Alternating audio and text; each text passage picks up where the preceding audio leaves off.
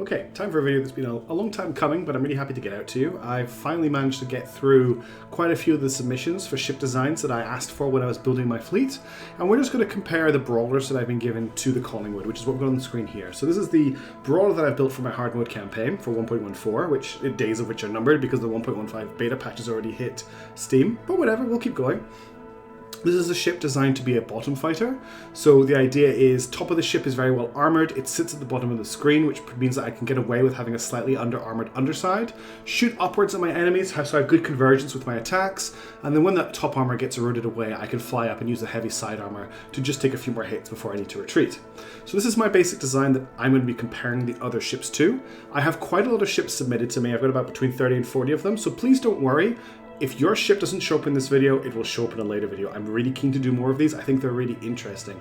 I really like seeing what people build, and I especially think once 1.15 build hits, there's going to be some really cool ship ideas brought to life with some of the changes that are coming in that. For instance, one of the things that seems to be possible is you'll be able to mount the D30S stationary wet engines on their sides to give side thrust, which is really interesting. But for now, let's have a look at our first ship, and I'll just go through a few of them, and we'll just talk about them as we go. Okay, this is the first ship that we're going to have a look at today. This is the Invictus Mark VI by a number 9 large.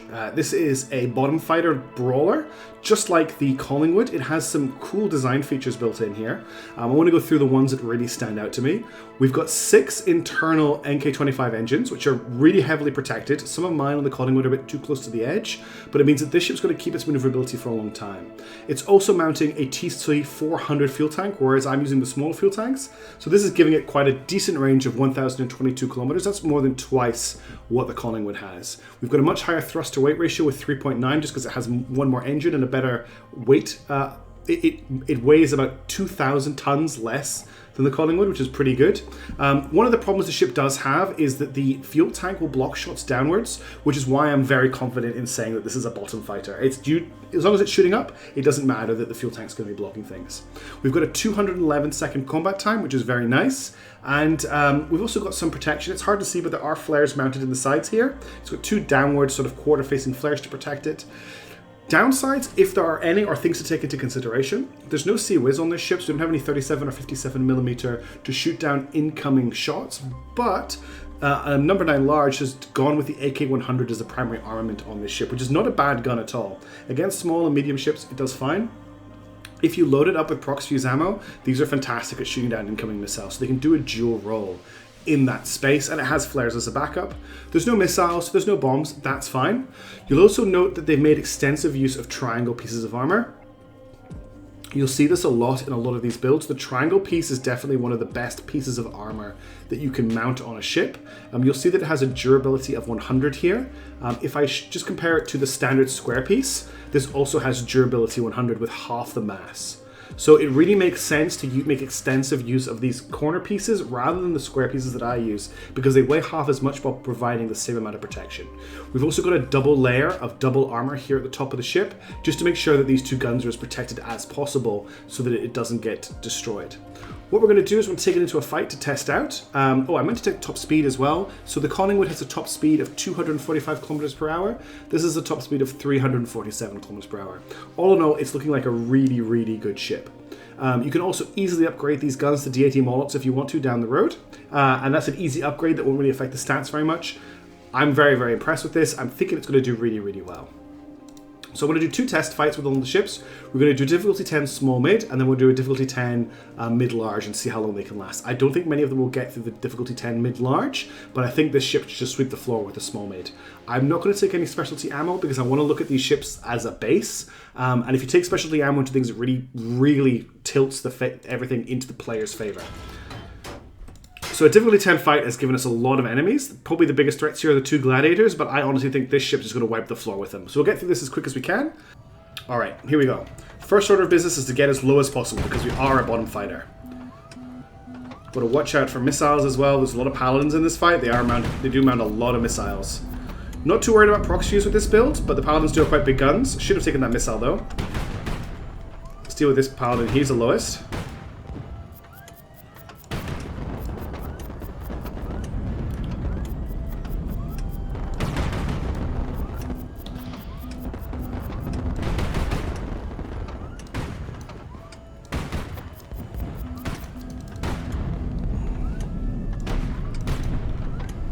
Okay, he's backed off, so let's switch to this guy. I want to get away from him so he's not firing that armor piercing at us.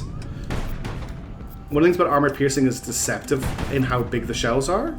A 180mm HE shell is massive, so it looks really scary, but a 180mm armor piercing shell looks very small and thin. Okay, that's him down. Let's watch out for this missile coming down on us. Let's focus on this paladin here.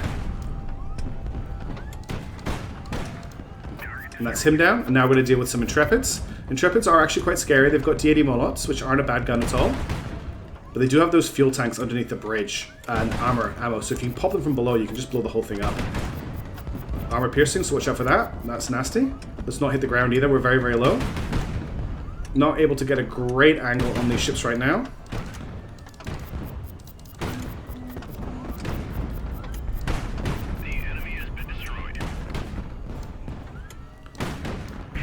Okay, we're doing quite well. If you look at the armor in the bottom left-hand corner of the screen, most of our damage has been on the sides of the ship, which I think is where the AI is identifying as the weakest armor is, just because there's only one layer there. So a lot of the ships are trying to come in at us at an angle and hit us from that side. You might see my accuracy go down now as I'm just trying to dodge as many shots as I can, because we do have a Gladiator in combat with us. I can't deal with it right now, because this Sahara is trying to get underneath us.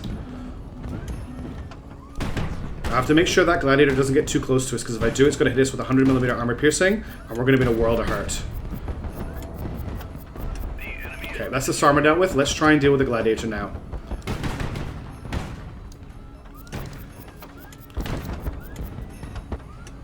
Two Gladiators in combat now. This is quite difficult. If you can get underneath the Gladiator, though, and just destroy that Palash, you can do a lot of damage. Got to worry about this Sahara, though. We're taking a lot of damage from above, too. Armor is starting to wear away. Okay, that's that Gladiator done. Just going to take a second to try and deal with this Sahara.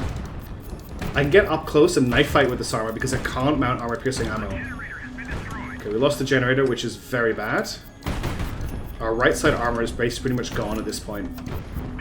Okay, that's the Sahara dealt with. Now we've got to deal with a Navarin and a Gladiator. The Gladiator is probably the biggest threat right now, but because we've lost our generator, you'll see that the tracking on our guns has gotten really, really bad. So I've got to spend a lot of time waiting for my guns to turn and face my opponent. We are also can't launch flares. Oh, we can't launch flares.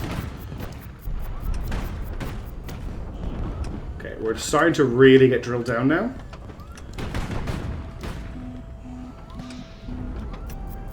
You can see how slowly my guns are turning. That's why I'm not firing very often.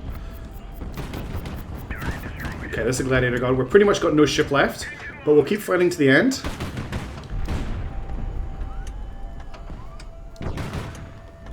Now these flowers do have reasonable ammo below, and we can't really dodge anymore. We're out of fire suppressants at this point.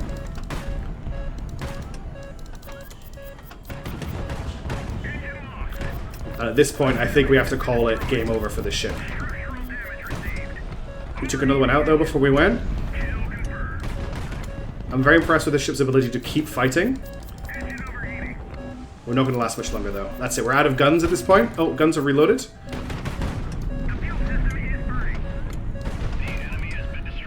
We keep fighting to the end. We're now a sideways ship.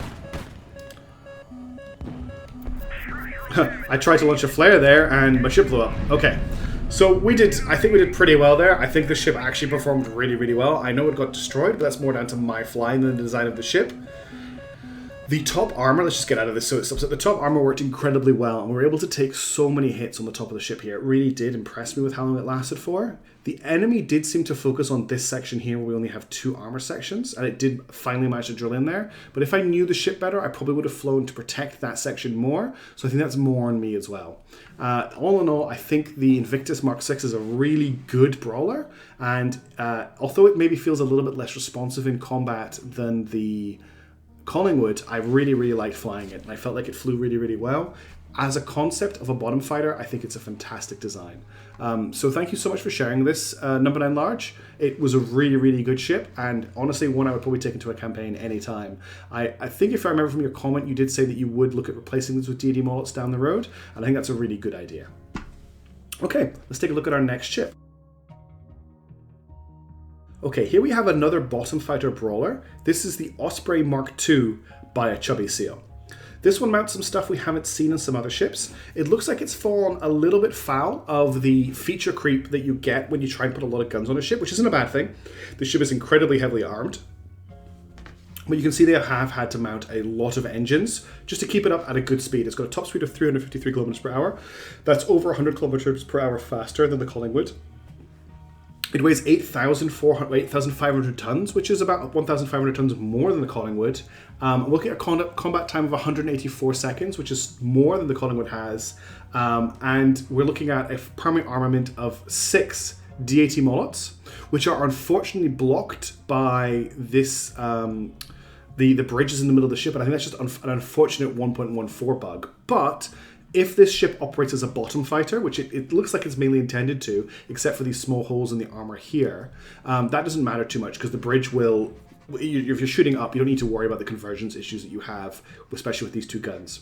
We're also mounting 4 Zeniths to take care of really big threats, and that further pushes my thought this is a bottom fighter because you can get below and shoot up. And we've got really heavily armored sides here. If I had one concern, it's that these sections here that are mounting the missiles are slightly unprotected. So shots coming in here and shots coming in here, which the armor seems to actually guide in a little bit, may take a lot of damage and we may lose these sections of the ship. But it's a really scary looking ship. Aesthetically, I think it looks really cool. It's cool to see a ship that has good landing gear as well. That's definitely a target for me. I've had a lot of questions like why I bother putting landing gear on my aircraft carriers and my flagships, and honestly it's because I want my ships to look like they fit within the world, which this ship really helps that do with the landing gear that's got built onto it. It's a really interesting design. It's very different from my designs. It's very long and thin, which means that you're going to take a lot of shots from above when you're being shot down on. It almost feels like it wants to be a side fighter with how thin the profile is. But the thing that makes me think it's not a side fighter is the bridge blocking the guns. You're losing half your firepower if you're fighting left to right, whereas if you're shooting down or shooting up, you're not. The fact that the bottom half is completely unarmored, apart from these thrusters, whereas the top half is armored, makes me think it's more intended to be shooting upwards, or at least shooting at an angle. All in all, a cool looking ship. Let's see how it does in combat. So again, we're going to go for a small mid, difficulty 10, which is quite a big fight, but I want to see if we've got any ships that can make it through the war of attrition that this is going to give us. Sorry about that noise. If I have any concerns going to this combat just before we go in, there are a lot of fuel tanks here underneath these missiles. So I think any shots into these areas will cause fires quite quickly. Alright, if I've got a concern about this ship, it's just how many fuel tanks are near the surface. I'm worried that what's going to happen is we're going to take some hits and we're going to end up in a situation where it catches fire. Also, the angling on the... Just bear with me while I get my aiming in. We definitely have a lot of firepower on this ship. It's very scary when it's shooting straight upwards.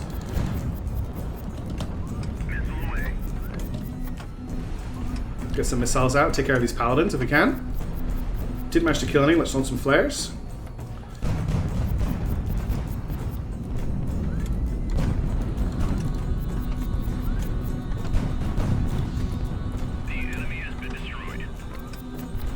Firepower on this ship is definitely scary. You just have to be a good shot, which I'm not.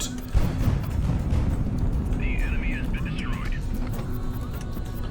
Okay, we've got some Navarins to deal with now. Sorry, Intrepids. I always get Intrepids and Navarins confused. They look very similar. Another Paladin Mark II, which I definitely want to knock out of the sky as soon as possible. A full barrage from this ship is devastating. 680 Mullets is so much firepower.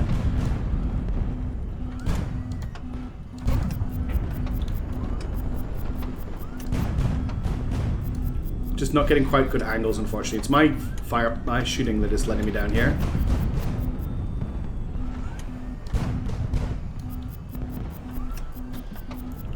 Ooh, those flares actually guided that missile into us, unfortunately. Let's just slow down a little bit and just take some careful shots. That's better. A lot of missiles coming on us now. Let's just launch some flares. Whoa, don't hit the ground.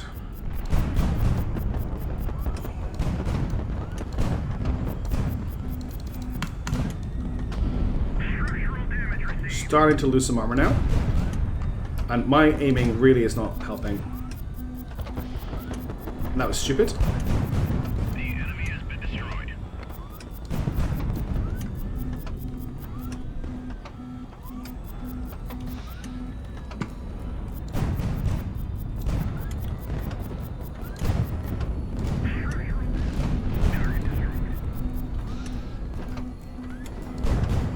excited to see how you use the flares on this ship now.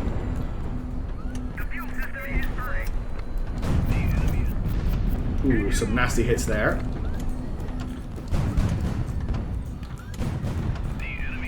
Yeah, you can see that when you get a direct hit, it just wipes the ship out.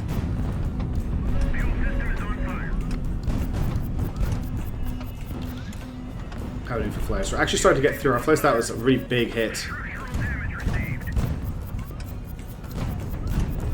Having some issues with weapon convergence now that we're losing some generators.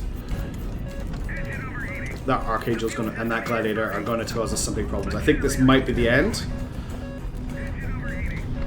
Our shots are no longer tracking the enemy very well. We've lost pretty much the whole right-hand side of the ship, and that's game over.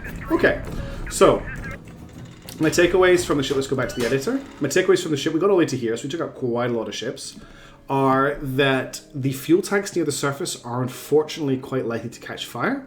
The flare launchers, I would say maybe just angle them outward a little bit, just so that you're pulling the missiles away from you if they're coming straight down towards you. Otherwise, if you shoot a flare straight out, the missile's still going to come down and hit you. Now, a lot of that comes down to my situational awareness not being 100%. I get very overwhelmed when a fight gets very, very big, like those fights were. Pros for this ship, the firepower is amazing. You take out entire ships when you hit with these, and I know my shooting is not great, so I missed with a lot of shots. If you were able to deal with the convergence issues dealt with by the bridge being here, you could probably make this ship really, really scary. So it could shoot side on rather than not being able to shoot, really only be able to work shooting straight up. You'd probably just remove the bridge. If you put in these single pieces here, and then moved this fuel tank and this fire suppressant unit, took this out here, put the bridge back in here, you no longer have those convergence issues. I'm not sure about the bridge being here. You maybe actually swap it. You maybe do this actually. Take this generator, put the generator here, put the bridge in here, get a bit better protected. You're now got a ship that no longer has those convergence issues very, very quickly, and now it can fight side on, which looking at the ship design, I actually think is how it's been designed to fight. You don't want those shots coming down on the top. You want to keep your enemy to the left and the right, and I think the ship really will do very well there. And I think the only reason that that hadn't been dealt with before this is the ship wasn't quite 1.14 ready. Still, it's a really, really cool ship. Now that we've got these convergence issues dealt with, I think it's going to be an absolute monster. But thank you so much for submitting it, and I'll keep it in mind if I'm wanting to try something different. I don't generally build side fighters like this, and it's a cool design. So thank you so much, Chubby CL, for submitting that, and we'll have a look at another ship. Okay, this is the Moth CL by Desperate Peter. I've got two Desperate Peter ships to show off. This is a very light, fast brawler. It's more of a heavy interceptor than a brawler, really, due to the lack of armor. It's very low armor ship. It's going to take some damage from prox fuse. We do have flares mounted into the hull, which is cool to see. I always like to see flares on a ship. And that just means it's going to have a little bit more staying power because it's going to be able to deal with those missiles. It has very jaunty legs. It's like it's doing a little dance. I might actually do a quick landing test to see if those can hold on. I'm a bit worried about the amount of armor. It doesn't quite fit in with our proposal for a heavy brawler. It's not a top fighter, it's a dodge fighter, which is not my forte with a bigger ship. The armament is insane with 6 AK-100s, very forgiving, exactly the type of gun that I like. We've got a combat time of 116 seconds, which is less than the Collingwood. A top speed of 364, which is over 100 kilometers faster. It only weighs 4,000 tons. It has a range of 587, which is more than the Collingwood, but not by much. So it's very much a ship that needs support, but I'm keen to take it into a fight and see how we go. It's definitely going to be a tricky one for me to keep in the air just because of the lack of armor, but we'll see what we can do. And as to keep things fair, every ship is going to fight a difficulty 10 small mid, okay? So let's see what happens. So I've got a concern about this ship. I think it's more designed for wiping out small garrisons and dealing with the big fleet brawls that I really want my brawlers to be able to deal with. But we'll see how it does in this situation here. I've got a feeling that unfortunately prox fuse is going to do a lot of damage to this ship, but we'll see how we go. We need to be very on top of using our flares and doing lots of dodging and staying at range. Which means I'm going to be missing a lot, but I'm going to be firing a lot of like big barrages of shots.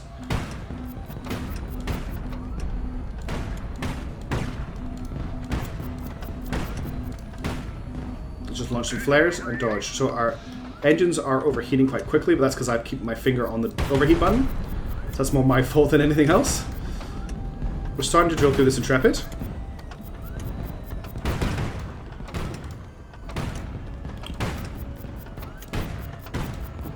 Okay, he's down. We're going to deal with this Intrepid next. I think there's a Gladiator in the field. That's our first field fire. Yeah, there's a Gladiator over there, which is very scary.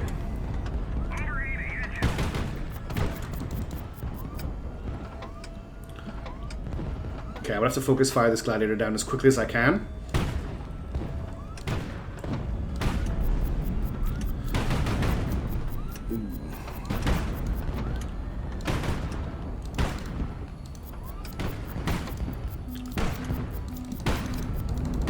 So we try to take it out before it fired the Prox Fuse.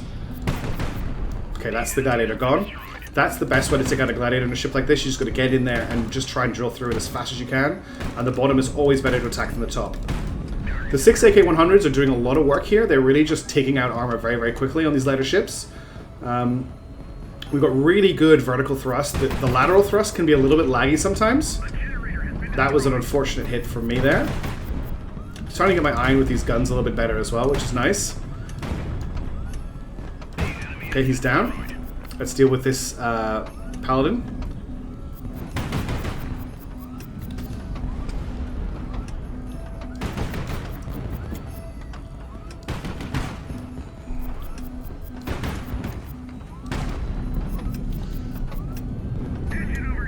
Ooh, very tricky. I would like to finish this Paladin off if I could. Sorry, this Nimrod, that's what it is. One of the rare enemy designs that has good under armor.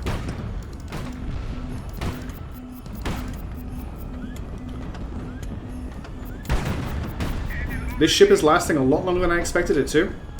It's doing really well, in fact. It's fun because I get to fly it around rather than just hugging the bottom of the screen. Starting to feel a bit laggy though, like it's struggling to keep in the air a little bit. Sluggers are just no match for a lot of guns. We're going to hit that, unfortunately. That was unfortunate. The Slugger crashed into us, and that's due to my bad flying. We just lost a lot of guns. That's unfortunately going to be game over with the Slugger flying into us, which is a real shame because the ship was performing really, really well. Honestly, the ship surprised me a lot. The 6 AK-100s turned out to be a very powerful armament. The flares did a great job. I like the star pattern on flares. A lot of people have commented to me, oh, you only need one flare launcher. I can't rely on that. Having redundant flares really helps me, especially if I'm trying to do 2 or 3 things at once, dodge a couple of shots and dodge a missile. Having the star pattern just gives me a little bit more breathing room. Had a sip of tea there. The armor held up better than I expected it to. If I hadn't crashed into that Sama at the end there, we would have done a lot better. So I apologize for my bad flying yet again. But this ship really surprised me. For $36,000, which is maybe two-thirds of the cost of a Collingwood, this is a really good design. If I had one concern, it is the lack of armor means it's not going to be able to brawl with a capital ship, but in terms of dealing with garrisons, this is going to wipe garrisons left and right, and it's really impressed me. So thank you so much, Desperate Peter. We're going to have a look at one more of Desperate Peter's ships for this video, so I'm just going to load that right now, and then we'll talk about what's coming next. So this is another ship that Desperate Peter submitted that I wanted to spend a couple of seconds to talk about. This is the Wind of God. This is a heavy, inverted commas, bomber. Costs 4,000 credits, has a top speed of 575 kilometers per hour and a range of 1,000. I believe his idea is it works with the Moth and it comes in and it bombs any scary ships at the start of the fight. It's pretty much, I think, one of the bare minimums in terms of a bomber ship you can take. It doesn't have landing gear, but he has put these struts in, which I believe are for landing on, and he's even put some escape pods in, which is more than my Screamers have. I'm just going to do a quick test against a small garrison just to see how fast it is in terms of dropping bombs.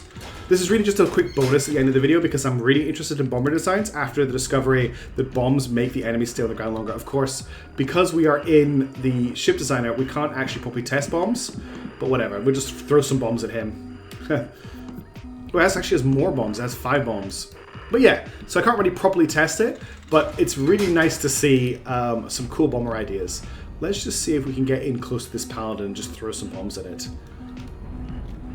Yeah, that's also the fun thing about firing a fast ship. Okay, let's do this. Huh, we've crashed a bit too close into our bomb. Nah, I'm not going to be good enough, I think, to actually have no engines right now. The ship has been destroyed. Okay, No worries. That's just, I wanted to show you that at the end of the video. This is just a cool bomber. I want to look at some bomber ideas. I'm definitely going to get the audacity to have some bombs of them in the campaign video that I'm releasing next. But that's 3 of the submissions. I have a lot more coming. I might have to look at going through them a bit faster, but honestly, I like doing these videos. So please let me know what you think. Let me know what you thought of the ships. Hopefully I wasn't too harsh. I thought I was trying to make some really positive comments about them all. The Invictus Mark VI was a very good ship, and it set a very high bar for these videos. I haven't been able to get my ship to load in. The steps that I thought would make that happen didn't work, so I'm going to have to try that again. But I would like to maybe come up with a league where I can fight these ships off against each other and just see what comes out at top. I think that'll be really some really interesting stuff to watch. But anyway, thank you so much for watching this video. Campaign video next. I'm going to cycle these. So we'll do campaign video, community submission video. If you have a ship you want to submit, we want to try and submit a Brawler class ship that can deal with a large garrison, mainly dealing with gladiators and archangels, etc. Your budget is under 60,000 credits, and I need it to have a range of at least 500 kilometers and a top speed of at least 250 if you can get there. But for now, thanks for watching, and I'll catch you in the next video. Cheers.